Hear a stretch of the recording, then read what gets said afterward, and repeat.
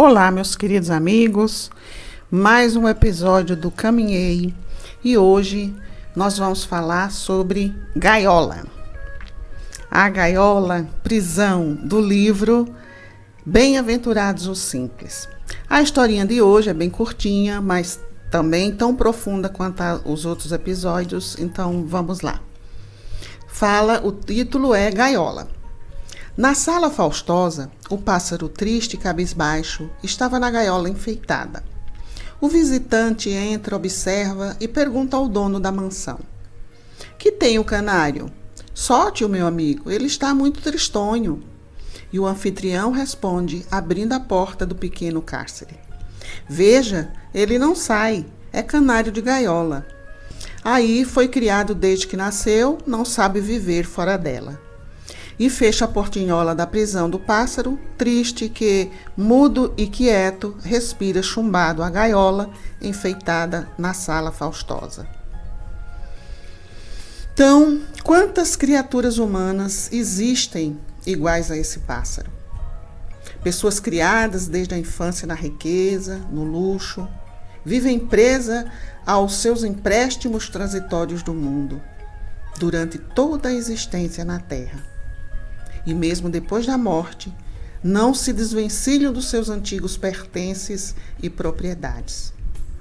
Por mais se lhe abram as portas da liberdade espiritual, não se sentem com força suficiente para desferirem o voo largo da independência na amplidão das esferas superiores. E ficam, chumbadas à carne passageira, em suas gaiolas mentais de ouro, por muito tempo mesmo, ante o grande futuro. Saiba, meu irmão, usar os empréstimos da vida, desapegando-se realmente do conforto escravizante, na certeza de que você chegou sozinho à estação do corpo e que sozinho há de sair dela. Então, como vocês viram, meus amigos, o tema é o apego, né? O apego que muitas vezes nos impede de enxergar a amplitude da vida e nos impede também de realizar ações que venham a resolver alguns questionamentos, algumas coisas que a vida nos exige para resolver, né? Então, nós temos em várias situações do Evangelho, segundo o Espiritismo, que Jesus fala sobre o apego, né? A reflexão aqui, ela será sobre o apego da interferência, sobre o apego na interferência de nossas vidas, né? Ela pode ser tanto material, essa interferência, como espiritual, porque aquilo que nós realizamos em vida vai interferir na vida pós-morte, né? Na vida espiritual, né? Então, primando sempre pelo desapego para o nosso próprio bem, né? Então, os movimentos, né? Um ensinamento budista diz que o apego nos traz sofrimento, né? Então, tem uma passagem no nosso Evangelho, no capítulo 16, que não se pode servir a Deus e a Mamon, que diz assim, né? Então, aproximou-se dele um mancebo e disse: "Bom mestre, que devo fazer para adquirir a vida eterna?" Jesus respondeu: "Por que me chamas bom? Bom, só Deus o é. Se queres entrar na vida, guarda os mandamentos." Daí o moço disse, né? "Eu tenho guardado todos esses mandamentos desde que cheguei à mocidade. O que ainda me falta?" Disse Jesus: "Se queres ser perfeito, vende tudo o que tens, dá aos pobres e terás um tesouro no céu. Depois, vem e segue-me." Então, logicamente, com esse comentário, Jesus, nas suas palavras, né, de forma nenhuma, ele estava condenando a riqueza, né? E que para a gente ser feliz, nós deveríamos nos desvencilhar de tudo que a gente tem para se obter a salvação. De forma nenhuma, né? Mas o que ele queria com essas palavras? Ele queria mostrar que o apego aos bens materiais é um peso na nossa caminhada, né? É um peso a mais para que se obtenha a salvação. vou colocar aqui no lugar de salvação a libertação, né?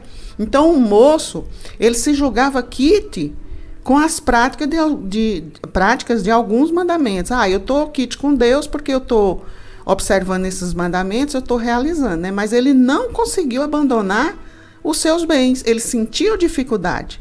Então, numa forma de demonstrar para todos nós, né, o apego aos bens materiais. Então, os bens materiais eram mais importantes para ele, para o moço, que o desejo de se obter a vida eterna. E isso é uma observação para nós também, né? Se nós não estamos colocando os bens materiais acima dos bens espirituais, né? Talvez os bens materiais nos prendem, né? Impedindo da gente enxergar esse lado espiritual, que é o que mais deve ser exercido por nós, pela oportunidade que viemos para a Terra, nos reencarnando, né? Para que a gente pudesse se melhorar.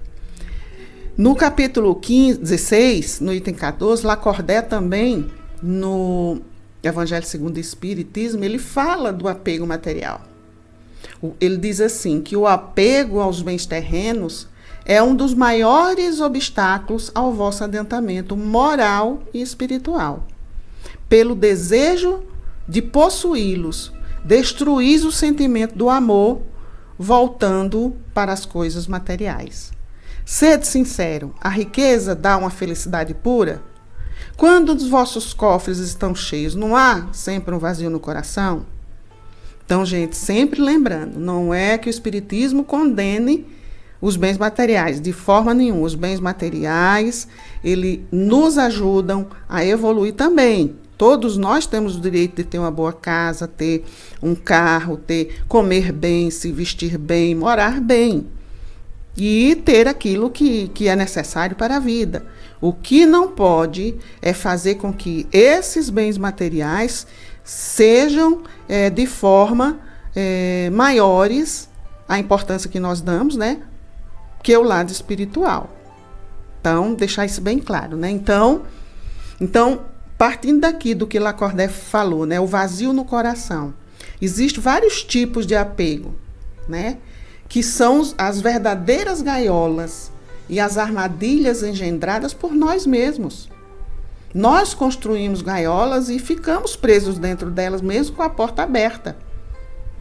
Então, aqueles que têm apego a pessoas, a bens materiais, a objetos, tornam-se como esse pássaro, vivendo em uma gaiola enfeitada, com a porta aberta, sem ânimo, sem sentido de vida, sem querer sair de dentro dela.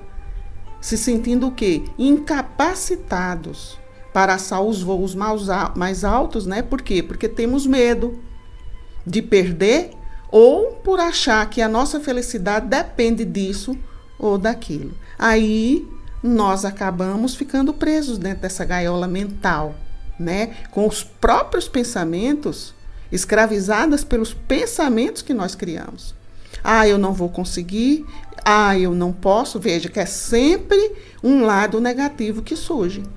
Então, enquanto nós não decidirmos avançar, será sempre um encarcerado disso ou daquilo, preso a isso ou preso àquilo, né? Impedindo da gente alçar voo para a liberdade, vamos dizer assim, né? Então, seremos sempre encarcerados mentalmente pelo apego e pelo orgulho, que predominando os nossos sentimentos vai nos impedir, né, de libertarmos-nos e viver livres para que o nosso espírito viva mais leve e mais feliz. Então, veja que quando nós temos essa prisão, uma gaiola, estamos presos dentro dessa gaiola, existe um peso muito grande em cima da gente.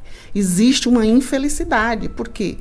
Porque a gente passa a não ver, a não enxergar a realidade. Criamos uma realidade dentro dessa prisão.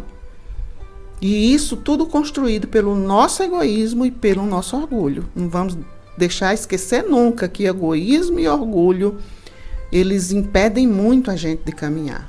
Então, o apego, ele somente demonstra as fragilidades e as nossas imperfeições, as imperfeições do nosso espírito, que recebe as oportunidades de libertar-se e ainda permanece agarrado, né? Amarrado, apegado ao que é transitório, prejudicando tanto a nossa vida material quanto a vida depois do nosso desencarne, né? Por quê? Porque nós vamos passar para o outro lado com aquilo que nós temos no nosso coração, com aquilo que é o nosso ser, né? Então, ao desencarnar, nós vamos carregar conosco tudo o que somos, todos os valores, que é tudo que nós temos, né? Materiais ficam, porque a gente já sabe.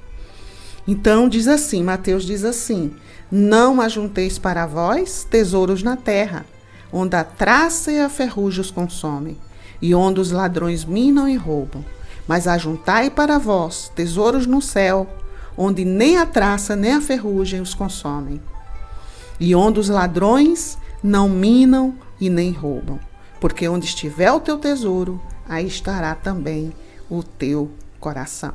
Então, quando passarmos para o outro lado, carregaremos o que somos, os nossos sentimentos, as nossas virtudes e os nossos valores. Então, dependendo desse apego, será a nossa felicidade ou o nosso sofrer do outro lado, né? Então, muitos dos nossos apegos fazem parte do nosso egoísmo, como eu já falei. Kardec, no Livro dos Espíritos, ele tem uma passagem, uma questão, que ele diz que o egoísmo é a fonte de todos os vícios, como a caridade é a fonte de todas as virtudes. Então, destruir um e desenvolver a outro, tal deve ser o alvo de todos os esforços do homem, caso queira assegurar sua felicidade, tanto neste mundo quanto no futuro. Então, veja aqui, o egoísmo é a fonte dos vícios, como a caridade é a fonte das virtudes. O egoísmo nos prende, como a caridade nos liberta, né?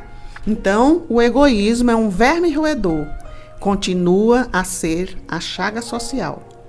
Cumpre, pois, combatê-lo como se combate uma enfermidade epidêmica. Para isso, deve-se proceder, como procedem os médicos, ir à origem do mal.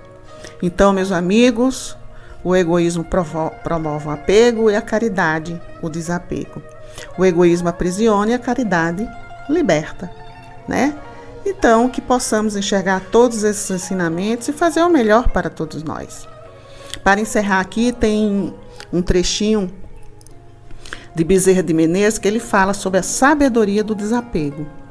Que ele diz assim: sábio é aquele que renuncia pela força da verdade a si mesmo, libertando-se do egoísmo, caminho seguro para a felicidade plena. Os espíritos superiores nos orientam a sacrificar o interesse pessoal pelo bem do próximo, exercitando a mais meritória das virtudes, a verdadeira e desinteressada caridade.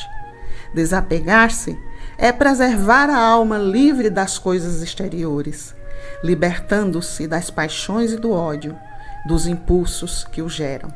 O meio mais eficaz de combater o predomínio da natureza corpórea é praticar a abnegação e o desprendimento de si mesmo. Então é isso, meus amigos. Encerro por aqui esse 4º episódio. Que façamos de nossas mentes libertadoras, entregando a nossa vida àquele que tudo sabe, que tudo vê e que age em nossas vidas diariamente, o nosso querido Deus. E que confiemos ao nosso amigo de todas as horas, Jesus, as adversidades da vida para que Ele nos ajude, através dos bons espíritos, nossos anjos guardiães, a nos orientando no caminho da vida e da verdade dos bons propósitos. Que Jesus possa visitar cada um, levando a paz, o amor, a harmonia, e que possamos, cada dia, ser melhores do que ontem, né? Amanhã sejamos melhor do que hoje. E hoje que sejamos melhores do que ontem. Então é isso, é a força da transformação, o desapego e a busca do melhor para nos transformarmos e transformarmos aquilo que está à nossa volta com amor, paz e felicidade. Gratidão a todos, que Jesus visite a cada um. Até a próxima!